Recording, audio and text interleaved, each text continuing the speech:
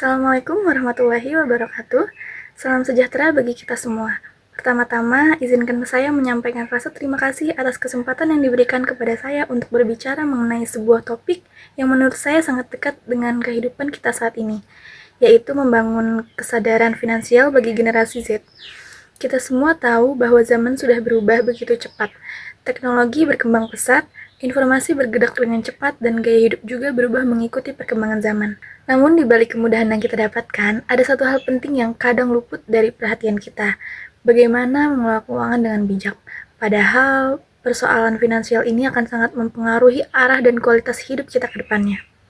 Hadirin sekalian, Gen Z dikenal sebagai generasi yang kreatif, adaptif, serta sangat dekat dengan dunia digital. Kita terbiasa menggunakan aplikasi keuangan, e-commerce, dompet digital, dan berbagai fitur teknologi lainnya dalam kehidupan sehari-hari. Namun faktanya, kemudahan ini juga membawa tantangan baru. Menurut pengamat keuangan dari UGM, Iwayanuka Lantara, ada dua aspek dasar yang harus menjadi perhatian utama Gen Z, yaitu pengaturan pemasukan dan pengaturan pengeluaran. Kedua hal ini terlihat sederhana, tetapi justru sering dilupakan. Banyak di antara kita yang belum terbiasa mencatat keuangan, belum punya rencana finansial, dan cenderung mengikuti arus konsumtif yang ada di media sosial. Tidak berhenti di situ, Kementerian Keuangan juga menyoroti bahwa Gen Z punya potensi besar dalam finansial karena kita adalah generasi yang melek teknologi dan cepat belajar. Bahkan peran sebagai financial advisor di masa depan sangat mungkin ditempati oleh generasi kita. Hanya saja, potensi tersebut sering terhambat oleh kurangnya pengalaman dan pemahaman mendalam tentang konsep keuangan. Buktinya bisa kita lihat dari kehidupan sehari-hari.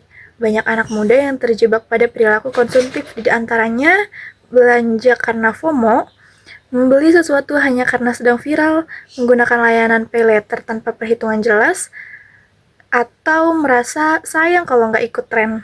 Kebiasaan-kebiasaan ini membuat banyak anak muda rentan menghadapi masalah keuangan, terutama di masa awal bekerja, ketika pendapatan masih belum stabil.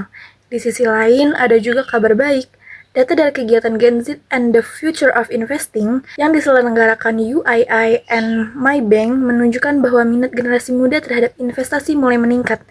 Banyak yang sudah belajar tentang saham, reksadana, hingga mencari penghasilan tambahan.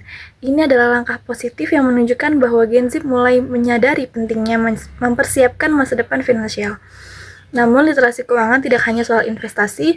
Literasi keuangan adalah tentang mengetahui prioritas, mampu membedakan kebutuhan dan keinginan, merencanakan tujuan jangka pendek dan jangka panjang, serta menggunakan teknologi finansial secara aman dan bertanggung jawab. Semua hal ini tidak bisa kita kuasai dalam sehari, tetapi perlu kita mulai sejak dini karena masa muda adalah fase yang paling menentukan arah hidup kita di masa depan. Sebagai penutup, saya ingin mengajak kita semua untuk mulai melakukan langkah kecil yang bisa memberi dampak besar pada kehidupan finansial kita.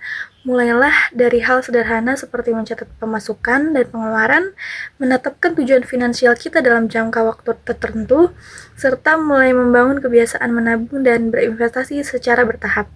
Ingat, masa depan finansial yang baik tidak datang dengan sendirinya. Masa depan yang stabil dan aman adalah hasil dari keputusan-keputusan kecil yang kita lakukan hari ini.